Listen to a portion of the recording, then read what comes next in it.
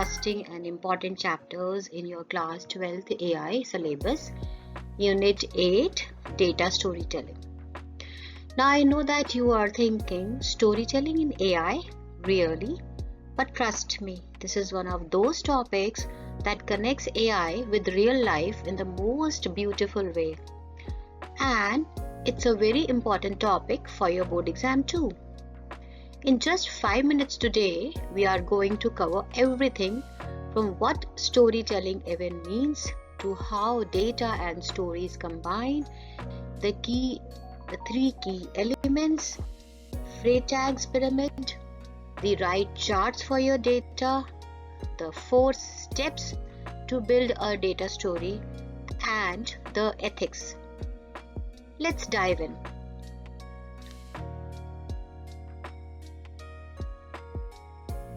Let me start with the question. When someone says, once upon a time, there was a king, what happens in your brain? Your eyes light up, you want to hear more. That is the power of a storytelling. So what is a story? Your textbook says, a story is a factual or fictional narrative that tells about an event in a way the listener experiences or learns something. In simple words, it's a way to share experiences and information. Now, every story has 5 key elements. Write these down. They can come in exams. Characters, the people or things in the story, plot and setting, where and what happens, conflict, the problem that creates tension and drives the story, resolution, how the problem gets solved, and finally, insights. That aha moment when you suddenly understand something deep and important. Now, why is storytelling so powerful? Because it generates interest, captures attention, communicates meaning, and this is the key one, it motivates people to take action.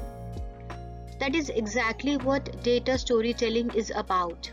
It uses these same powers but with data. Now, let's understand what data storytelling actually is. Your textbook gives the beautiful definition. Data storytelling is the art and practice of translating complex data and analytics into a compelling narrative that is easily understandable and relatable to various audiences. Let me break that down.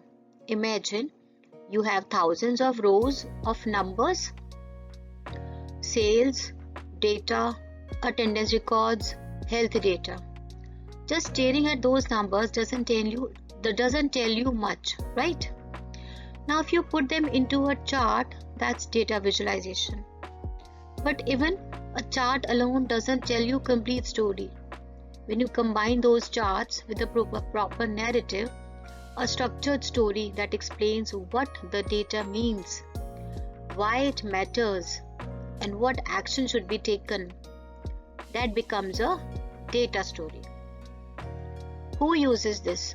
Data scientist, business analyst, and anyone who needs to communicate insights to both technical and non-technical people. And here's a real world example, Every December, Spotify sends you Spotify Wrapped. It shows your most played songs and artists in a beautiful, engaging story format. That's the storytelling in action.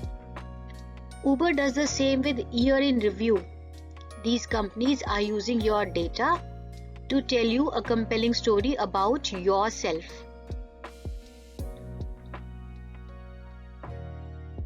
Now here's the important concept in the entire chapter. The 3 essential elements of data storytelling. Write them. Data, narrative, and visuals. These come in your board exams every single year. Let's understand each one. Data. This is your foundation. Raw facts, numbers, statistics. For example, 78% of students passed in math this year. That's just a number. It's interesting, but it doesn't tell the full story. Narrative. This is the structure or storyline you build around the data. It explains what the data means, why it matters. It organizes information in a clear, logical, and engaging way. For example, after we changed our teaching methods, math results improved dramatically over the last 3 years. The number has context now. Visuals. These are your charts, graphs, and diagrams. They help the audience see the patterns and trends in the data. A line graph showing results over 5 years is far more powerful than just saying results improved. Now here's the beautiful part. Each element alone has some power. A good statistic can be interesting. A well-told story can be engaging. A beautiful chart can be impressive. But combine all three, data plus narrative plus visuals, and you create a data story that can literally change decisions and inspire actions. That is the magic of data storytelling. Now we come to a very interesting and very important concept, Freytag's Pyramid. This is directly mentioned in your book and will come in your board exams as well. Freytag developed this pyramid framework to explain how all good stories are structured. It has 5 stages and data stories follow this same structure. Look at this pyramid. Stage 1, it is introduction. You set up the background, introduce the characters, give the audience the context they need. In a data story, this is where you introduce the topic, the data set, and why it matters. Stage 2 is rising action. Events start building up, tension increases. In a data story, this is where you start presenting the data, showing trends, building toward the main insight. Stage 3 is the climax, the peak. This is the most intense moment where the protagonist's fortune turns. In a data story, the climax is your key finding, the most important insight from your data. Stage 4 is falling action. Events after the conflict as things starts to resolve. In your data story, this is where you explain the implications and what the insight means. And finally, stage 5, conclusion. Everything is resolved and explained. In your data story, this is your recommendation or call to action based on the data. Now remember, introduction, rising action, then climax, then falling action, and conclusion. That's Freytag's Pyramid. Now here's a section that is very commonly asked in exams. Which type of chart do you use for which type of data? Let me go through the important ones. For text data, use word cloud. The bigger the word, the more frequently it appears. For mixed data, use facet grid, which is a multi-panel grid with subplots.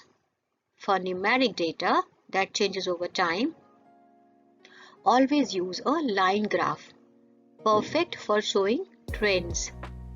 To compare categories, use a bar chart, simple and effective. To show parts of a whole, use pie chart, like showing what percentage of students chose each subject. To show relationships between two variables, use a scatter plot. For distribution of data, use histogram. To compare data across categories using color intensity, use heat map. For stock and finance data,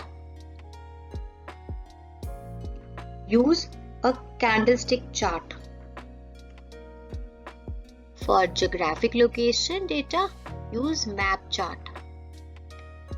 Here's my exam tip. The question, which chart should be used for, is very commonly asked. Remember, time is equal to line graph, comparison bar, paths pie, stocks candlestick, geography map chart. So now you know what data storytelling is, and now you know the three elements. But how do you actually create a data story? Your textbook gives you 4 clear steps. Let me walk you through them. Step 1. Collect and organize. Before you can tell any story, you need to gather your data from relevant sources. Clean it, organize it. If the data is messy, your story will be messy too. Step 2. Visualize the data. Take your organized data, represent it using right charts and graph. Choose the right visualization type based on what we just learned. The line graph for trends, bar chart for comparisons, and so on. Step 3. Observe the relationships. Now look at your charts carefully. What patterns do you see? Are there any unexpected spikes? Any correlations between two variables?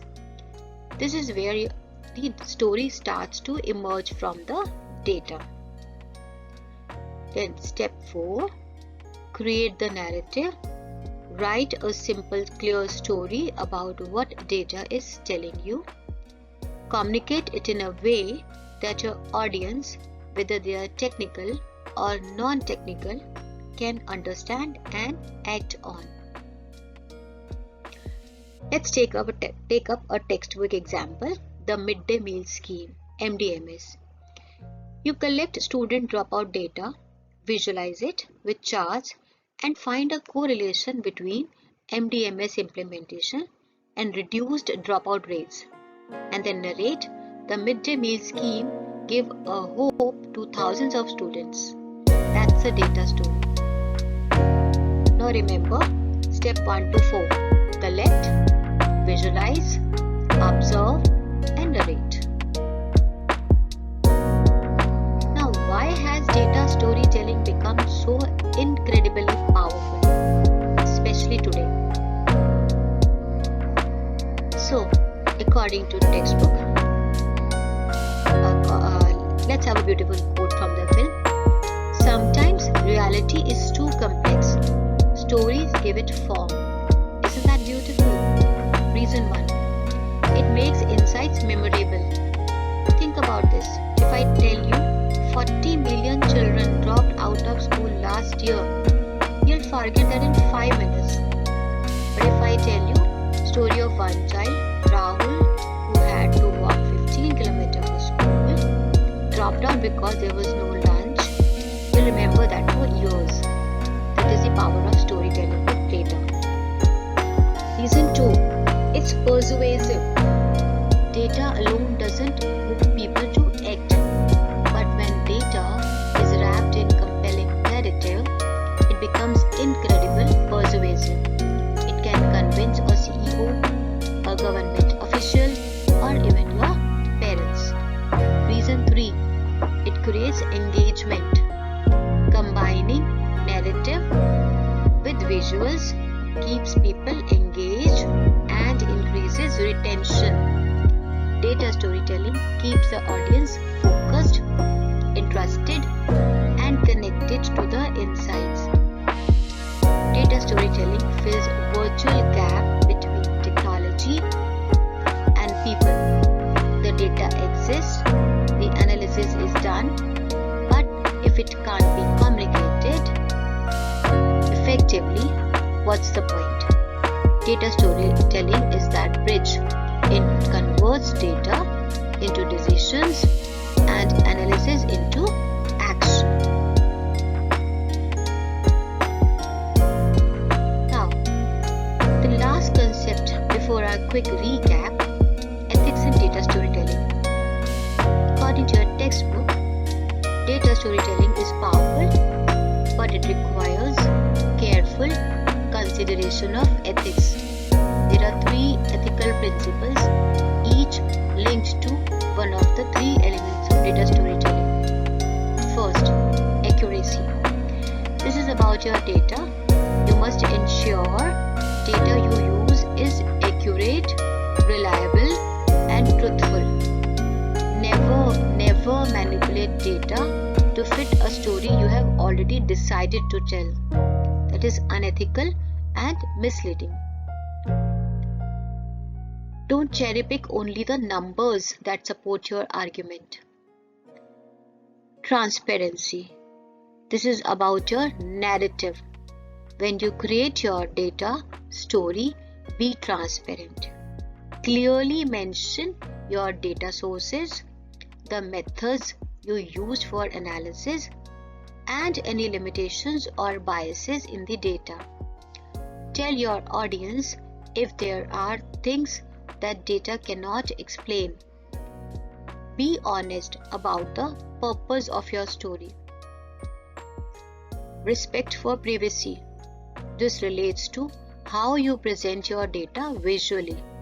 If your data involves people, patients, students, employees, protect their privacy. Do not share personal or sensitive information without consent. Anonymize the data. Remove names and identifiable details. Remember, conclusion from your textbook: a data story does not just happen on its own. It must be curated for the benefits of others. When done ethically, data story inspire change and help people understand real problems and opportunities. That is the true power of data storytelling. Screenshot this slide, students. This is your complete revision in one table. Data storytelling, translating complex data into a compelling narrative. 3 elements: data, narrative, visuals combined is equal to drives change. Freytag Pyramid, 5 stages: introduction leads to rising action, leads to climax, leads to falling action, and then conclusion. The climax is the most intense point. 4 steps: collect, visualize, observe, narrate, in that order. Visualizations: time is equal to line graph, compare is equal to bar chart, paths is equal to pie chart, text is equal to word cloud, stocks is equal to candlestick, and geography is equal to map chart. Ethics: accuracy for data, transparency for narrative, respect for privacy in visuals. If you remember this table, you are ready for your board exam on data storytelling. Here are the 5 most likely exam questions with their complete answers. You can just have a look on these question and answers.